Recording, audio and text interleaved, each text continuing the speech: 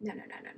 Welcome back. So today we are going to be discussing the recent reread I have done of the Hunger Games trilogy in light of the Ballad and Songbirds of Snakes coming out on Tuesday. So the first book, Hunger Games, I rated 5 out of 5 stars. Going into this as an adult, I really wasn't sure what to expect because it has been a long time since I have reread these novels. But I was pleasantly surprised to find that I loved this book just as much, if not more, now that I'm older and can grasp a little more of what Suzanne Collins was trying to do. So I think we all know the premise, so I'm not really going to summarize too much. This is set in a dystopian world.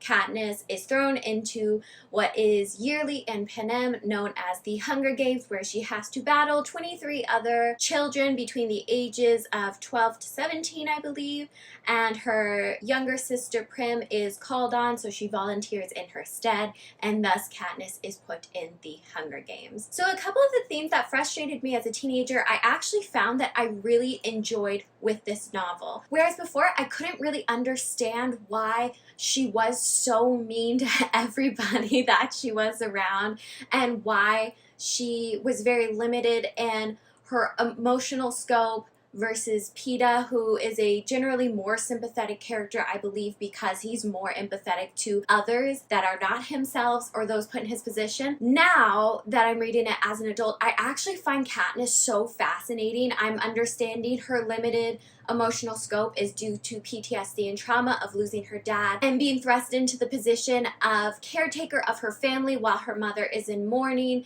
and sort of lets them down in that regard. She sort of has to step up, and that's what hardens her and creates this very tough exterior that only a very select few are allowed past. And going in understanding that made it a wholly more enjoyable read. There were so many more layers to this than I originally saw when I was reading this as a late teenager, and it has just made me wholly more appreciative of what she's trying to do with societal constructs, the varying degrees of wealth within our world, and the moralities that come with a really wealthy society or a really wealthy community versus those that are more impoverished. And what are we responsible for as individuals, and what are we responsible for as communities when talking about the context of privilege, whether it be wealth, societal, nationality. Suzanne Collins does a very good job in the scope of privilege in which she talks about in these Hunger Games novels, and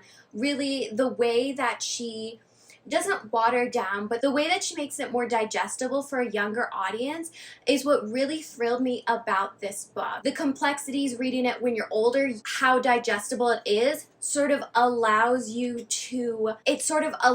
room for your mind to meander on these thoughts while continuing with the story. What Suzanne Collins was doing with all of the themes in this book, it also is just a very enjoyable standalone story. The plot is interesting, the pacing is great, and one thing I will say is I kind of forgot how narrative heavy this book is, which I actually enjoy. I think I remember it having a lot more dialogue and a lot more communication in it.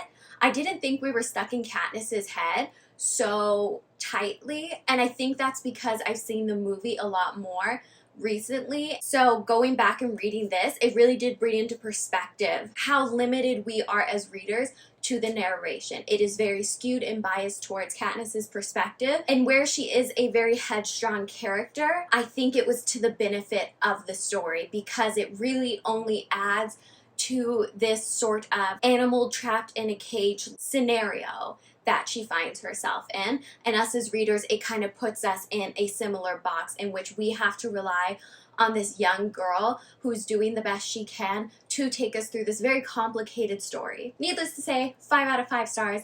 I absolutely loved it, and I need to remember to pick this up again. I need to reread it when I'm not pushing through them really quickly. I'm reading the trilogy in a weekend to prep for the prequel coming out, of course. Next we have Catching Fire, which is book 2 in the trilogy. I read this on my birthday and then the morning afterwards, and I kind of knew this was going to be a 5-star going in because it is my favorite of the 3. It's what I remember most of about the book. So interestingly, I forgot how much setup there is and how little Hunger Games is actually involved in the second book, Catching Fire. So Part 3 starts on page 267, which is well over 2/3 of the way through this book. I would say almost 3/4 of the way does Katniss actually find herself in the second round of the Hunger Games. A lot of this rests on the shoulders of understanding how things left off in the first and transitioned into the second one, where Katniss is at, the instability that comes after living through something so horrific and the decisions you have to make. I'm going to pause for a second to kind of happy rant about this book. So one thing I absolutely loved about Catching Fire that I didn't really enjoy when I was a teenager was this arc of a reluctant hero.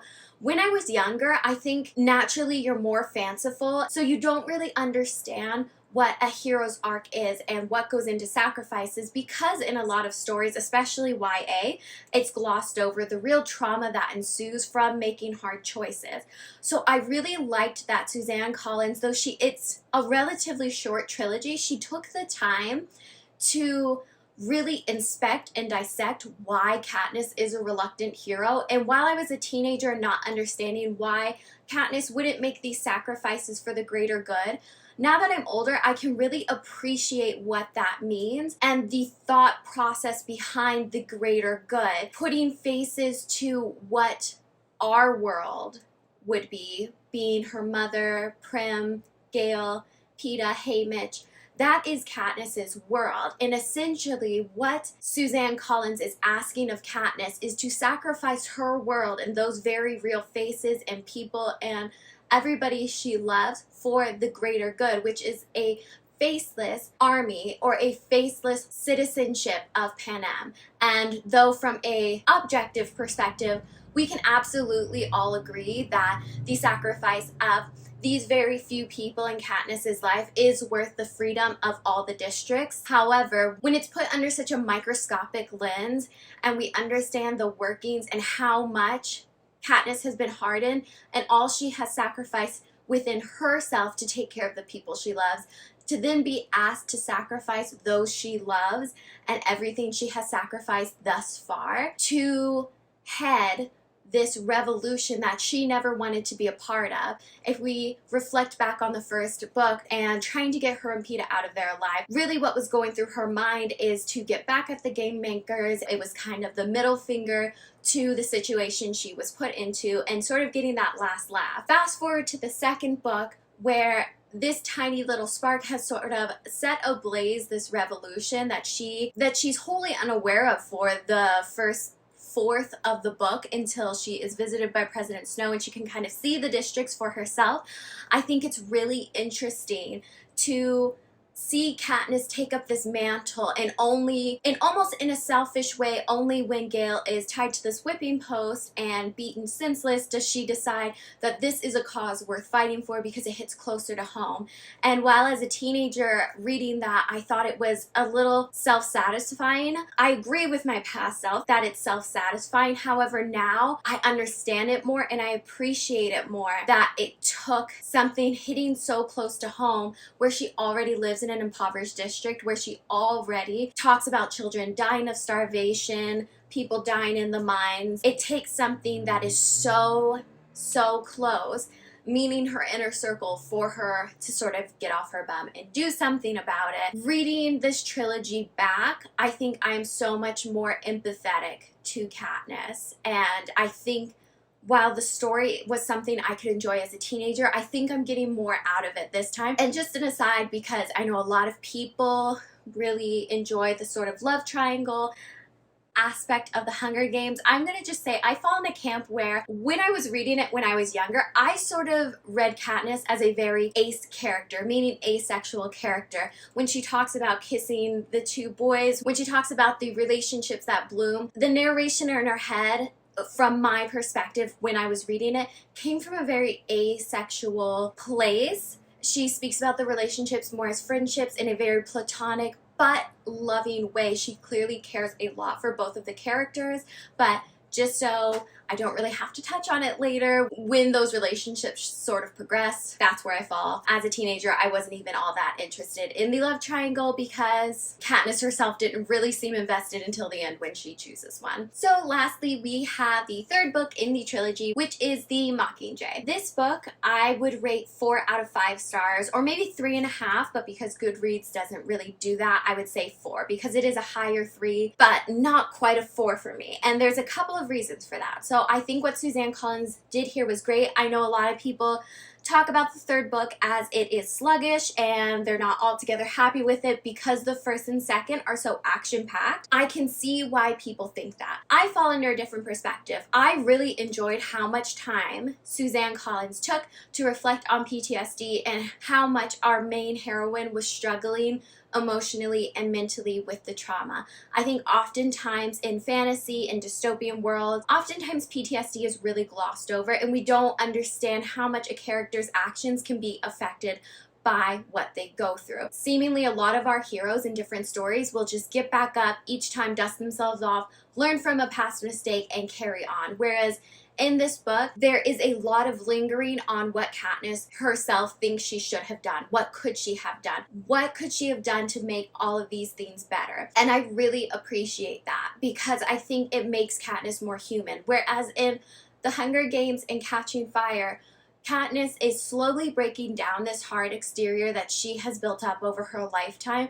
In book 3, we can really see she has crumbled, and what it took for her to crumble honestly just reinforces how strong of a female lead she is, in my opinion, because I think it's more important that we see somebody fall apart and put themselves back together than it is we see somebody just continuously grow and grow and grow and grow past all of their trauma.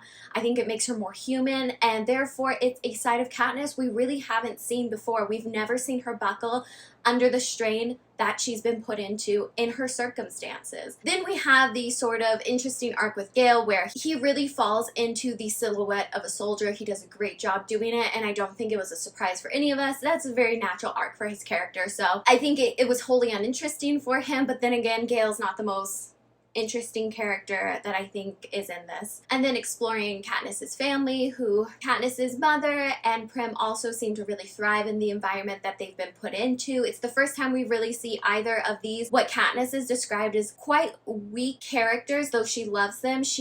She has a tendency to describe both her mother and Prim as quite weak, and as Katniss crumbles, we see her family really step up and care for her just like she cared for them when they were unable to do so. We also are introduced to President Coin. Plutarch Heavensbee really grows as a character in this one. What I think is a shining star in this, of course, is Peeta, just because though we can understand that a lot of his mental state is due to the Tracker Jacker venom that is put into him and the manipulation that the Capitol has done, I think it was interesting for us to explore this darker side of him because in book 1 and 2, he's wholly painted as a martyr of a character. He essentially has no flaws besides maybe being a little bit of a doormat for Katniss and like maybe not stepping up in all the ways that he should, but again, that's down to his character of being very soft and good-natured. And this one, we kind of get to explore a darker side of him, though it is implantation. It's interesting to see him relearn his relationship with Katniss as she begins to explore it and retell it to him. He has this different perspective of, oh, you were kind of mean to me and you disregarded what I felt and what I thought a lot because you thought you knew better, which is something that isn't really explored. It's only, those are vague thoughts that are traced in Katniss's mind, more in the second one than in the first. In this one, we get to see Peeta sort of explore and reconcile with this relationship that he tend to idolize in book 1 and 2, but now that it's starting from a clean slate, he has a bit more of a mature perspective on how Katniss treated him and how it was maybe not always equal. Then, of course, the revolution happens and they make their way through the districts. Katniss joins the fight. I don't think we need a full recap because we've all read the books, we've all seen the movies, but those are just my digestible thoughts on them. What I will say and why I rate this book a little bit lower than the 5 stars that I gave book 1 and 2 would solely be for the fact that the ending was disjointed, in my opinion. I like how much time we spent with PTSD trauma. I like how much time we spent with Peeta and Katniss rediscovering their relationship and the power dynamics within it.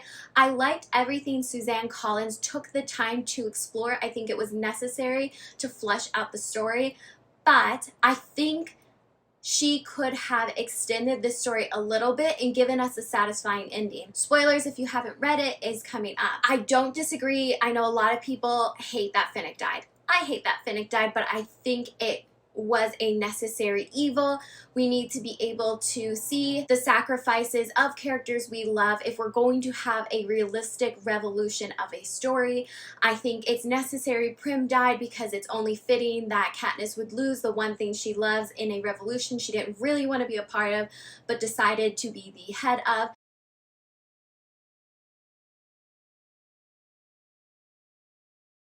And it kind of propels her into making the decision she makes between Coin and President Snow at the end, where she's able to sort of detach herself and see the big picture for the first time when what is most precious towards her is ripped away. So I think all of what she did was magnificent. Suzanne Collins is clearly a visionary in what story she was trying to tell. She had a great idea. I didn't realize how quickly the ending is wrapped up, but it is wrapped up within about 40 pages.